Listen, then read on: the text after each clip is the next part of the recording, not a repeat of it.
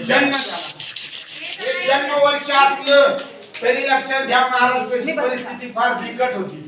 छत्रपती शिवाजी महाराजांच्या अगोदर इथं महाराष्ट्रावर अहमदनगरची निजामशाही, बिजापूरची आदिलशाही, उत्तरेकडून मुघल, पोर्तुगीज गोव्यावरून आणि ब्रिटिश कोंकण, ठाणे, कल्याण, मुंबई, सुरत या भागामधून राज्य करत होते. ते महाराष्ट्रातल्या विविध भूभागावर आक्रमण करायचे. त्यांची एकमेकांमध्ये भांडणं व्हायची. या भांडणामध्ये सर्वसामान्य जनता चिरडली जायची. सर्वसामान्य माता भगिनी यांना त्रास दिला जायचा. शेतकऱ्यांच्या शेती उद्ध्वस्त केल्या जायच्या. अशा बिकट परिस्थितीमध्ये 1630 साली प्रचंड असा दुष्काळ पडला आणि त्या दुष्काळामध्ये एक वीर माता आपल्या स्वतःच्या वडिलांपासून लोकोजी जाधव यांच्यापासून वाचण्यासाठी घोड्यावर 9व्या महिन्याचं पोरग पोटामध्ये आणि घोडदौड करत त्या पोहोचल्या थेट शिवनेरीवर. इथं शिवनेरीवर आल्यानंतर शिवाई देवीला त्यांनी नवस घातला, आई शिवाई मला मुलगा दे, मला माझ्या महाराष्ट्राची, माझ्या मातीची, माझ्या इथल्या स्त्रियांचं रक्षण करायचे, स्वतःचं राज्य उभं करायचे आणि या लोकांना स्वतंत्र करायचं या साऱ्या शाह्यांपासून. आणि देवीने कौल दिला, मुलगा जन्माला आला आणि त्याच देवीवरून छत्रपती शिवाजी असं नाव ठेवण्यात आलं. छत्रपती शिवाजी राजे हळूहळू मोठे होऊ लागले. आपल्याकडं मुलांना टीव्ही दाखवला जातो, मोबाईल दिला जातो रडायला लागला तर, पण त्या माऊलीनं रामायण महाभारतातल्या कथा सांगितल्या.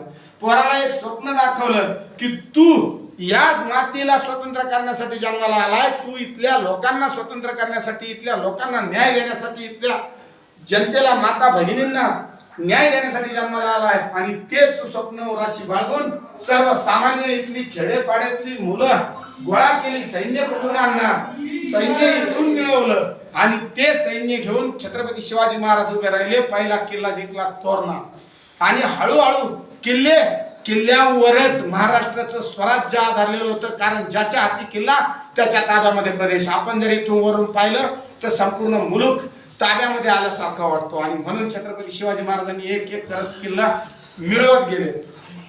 हिंदुस्थानमध्ये 1200 साली कुतुबुद्दीन ऐबक नंतर अल्तमश हा भारताचा पहिला सुलतान झाला. तो हिंदू नव्हता, पहिला हिंदू राजा छत्रपती शिवाजी महाराज. त्यानंतर 700 वर्षांनी जन्माला आला. भारतामध्ये जे स्वातंत्र्याची जी प्रेरणा आहे पहिली, म्हणजे 700 वर्षात पहिला हिंदुस्थानी राजा फक्त छत्रपती शिवाजी महाराज झाले. ते राज्य असं होतं, त्या राजाच्या दरबारी कधी स्त्रिया नाचवल्या गेल्या नाही.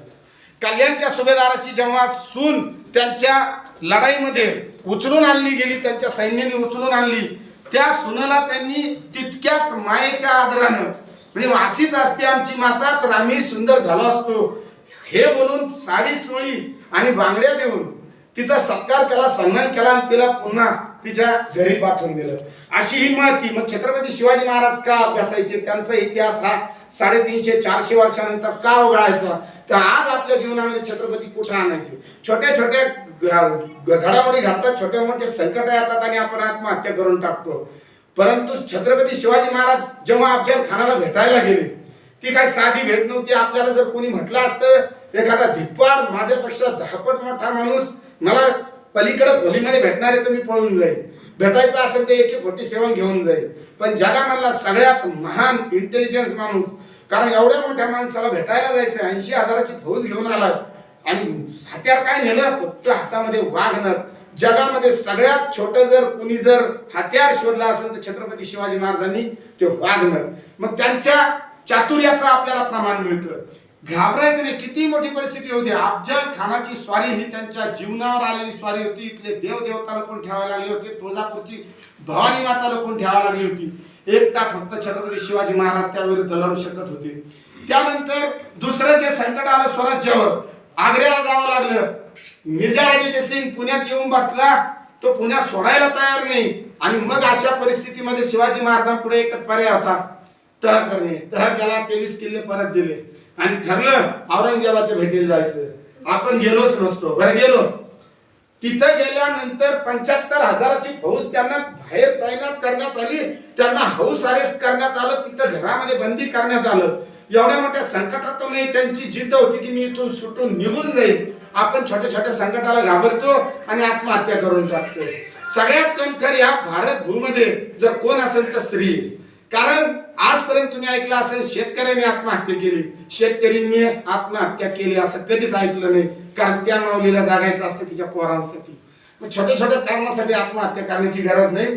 बाहेर जर एवढे 75,000ची जर फौज तलवार घेऊन उभी असेल तर आपल्यासारख्याने विचार सोडून दिला असता पुन्हा महाराष्ट्रात येणार. पण छत्रपती शिवाजी महाराज त्याही परिस्थितीत लढले. आपल्या ज्या समस्या आहेत त्याला छोट्या छोट्या आहेत, छोट्याशा समस्या आहेत आणि किती मोठं संकट येऊ द्या आत्महत्या करायची नाही. छत्रपती शिवाजी महाराज सगळ्या संकटाविरुद्ध लढले. हे आपण त्यांच्याकडून शिकायचं. कुठल्याही परिस्थितीतून मार्ग निघणार म्हणजे निघणार. कसलीही परिस्थिती येऊ दे, थोडा काळ जाऊ द्या, मार्ग निघतो. तर अशा या भारत भूमीला, महाराष्ट्राच्या भूमीला ज्या महाराष्ट्राने छत्रपती शिवाजी महाराज जन्माला घातले, ह्या भारत भूमीमध्ये छत्रपती शिवाजी महाराज औरंगजेबाविरुद्ध लढले. छोटं राज्य होतं महाराष्ट्रापुरतं, परंतु छत्रपती शिवाजी महाराजांनंतर हेच मराठी संपूर्ण हिंदुस्थानवर पाकिस्तानच्या अटकपर्यंत राज्य करत होते. फक्त छत्रपती शिवाजी महाराजांची प्रेरणा होती कोणती? स्वातंत्र्याची. आणि भारतीय स्वातंत्र्य युद्धामध्ये जेव्हा टिळक स्वतः, नेहरू, गीतांजलीकार, रवींद्रनाथ टागोर यांनी छत्रपती शिवाजी महाराजांवर पोवाडे लिहिले का? तर त्यांना माहिती होतं भारतामध्ये जर स्वातंत्र्याची जी मुहूर्तमेढ रवली फक्त छत्रपती शिवाजी महाराजांनी. छत्रपती शिवाजी महाराज की जय. जय जय जय जय भवानी. जय जय जय जय जय शिवाजी. जय जय जय जय जय भवानी. जय जय जय जय जय शिवाजी. विद्यार्थी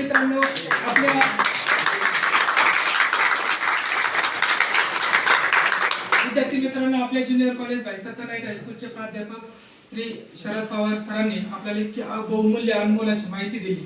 त्याबद्दल मी आपल्या ज्युनियर कॉलेज भाईसाता नाईट हायस्कूलचे प्राचार्य सुश्रे सर, आपली सर्व हिंद सेवा मंडळ, सर्व कार्यकारिणी सदस्य या सर्वांच्या वतीने मी त्यांचे आभार मानतो. आपल्याला जेवढी बहुमूल्य माहिती त्यांनी आज दिली, खूप खूप सर धन्यवाद तुमचे.